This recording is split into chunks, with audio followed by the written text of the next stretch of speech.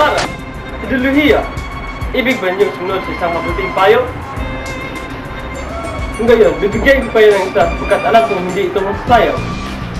Mag-aaral ba kayo ng medisina? Kung gayon, maging maligaya na kayo sa pag-aaral kung paano ang taong maglalagay ng matapal at pagpapasigil sa mga linya.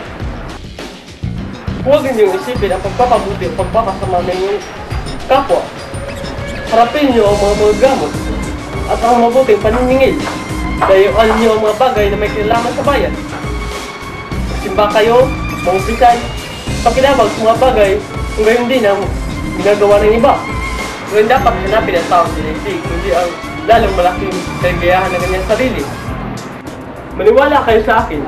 Makakaalala rin niyo ako at masabing may katuwiran ako pag kayo nagkaroon ng mga ubang katulad dito. Kung ang buho ko ay naging simputi ng sa inyo, Ginoo, at ang alaala ng aking nakaraan ay nakita kong wala akong ginagawa kundi ang ukol lamang sa aking sarili. Hindi ginawa ang maaaring gawin at dapat kong gawin para sa bayang nagbigay sa akin ng lahat ng bagay, para sa mga mamayang tumulong sa aking kabuhayan. Ang bawat uban sa aking ulo ay nagiging isang tinik sa akin. Hindi ko sila ipagkakapuri, kundi bagkus ay ikahihiya. Kaawa-awa ang binata. Ako man noon ay nagkaroon din ng ganoong kaisipan. Hindi ito ang buhay. Hindi dito nagkakaroon ng aking tiyan. Ang tagumpay ay hindi nagbibigay o nagpatagal sa kaisipan. Kaawa-awa ang binata. Kaawa-awa ang Pilipino.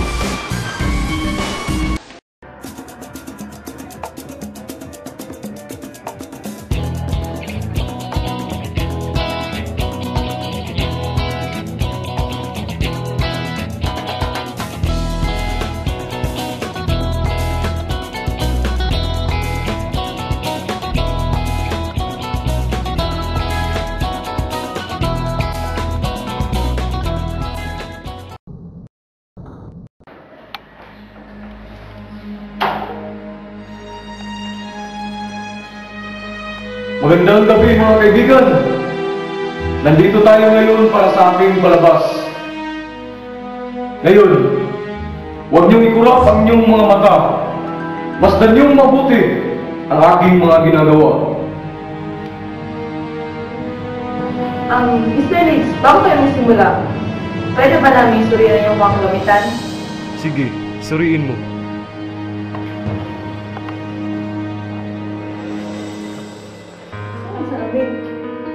Nasaan ang salamin?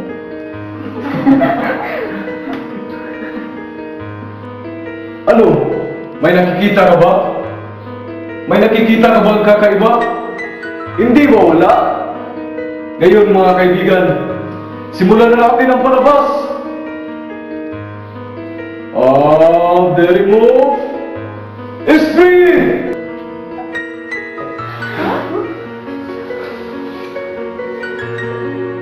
Sabihin mo kung sino ka. Ko si Imotis. Ipinanganak ako sa panahon ni Amasis. Ano ang binabalak ng mga Friday laban sa iyo?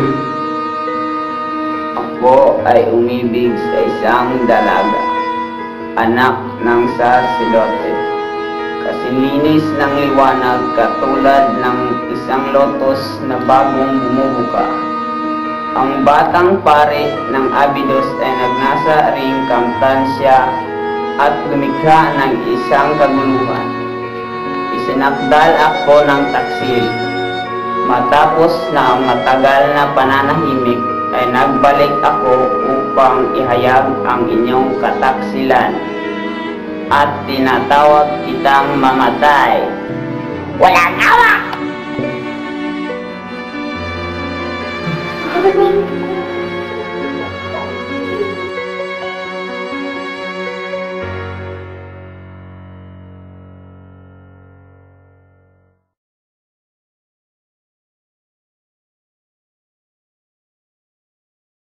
Kumusta na si Kapitang Tiago? Hina ang puso, walang ganang kumain. Kumalat na ang tuluyan ang lason sa kanyang katawan.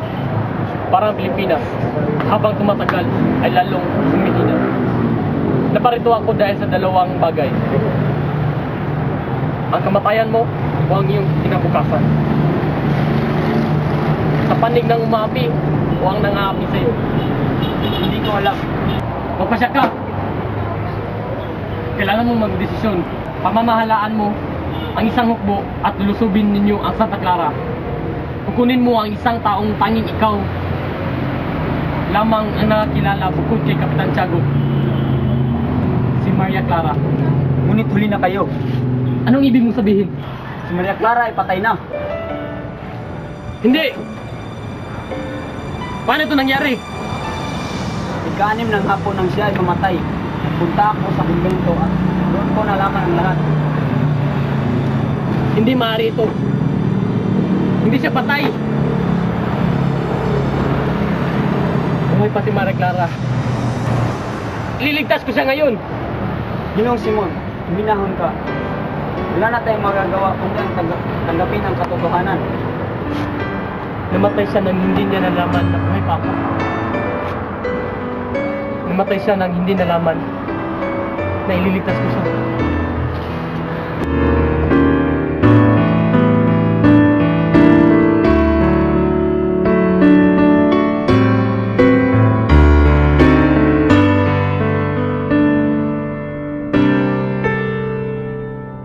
Kaawawang tao, labis siya naghirap, nagtiis siya ng habang panahon para sa kanyang iniibig.